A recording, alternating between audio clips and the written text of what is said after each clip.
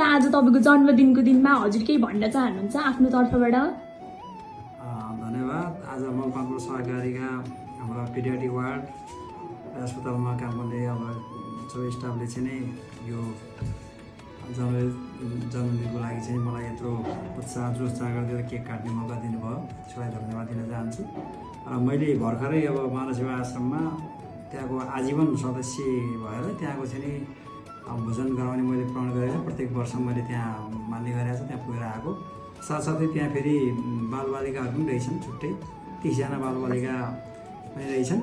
त्यो उहाँहरूसँग नि बिहान भए पछाडि गरेर उहाँहरू पनि एक दिनको चाहिँ नि खानाको खर्च र एक महिनालाई पनि कापी कलम किताबको छुट्टै व्यवस्था गराएँ।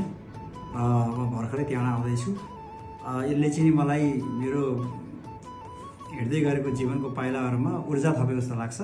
तपाईँहरूले पनि झन् यो मौका दिएर मेरो ऊर्जा थप्नुभयो।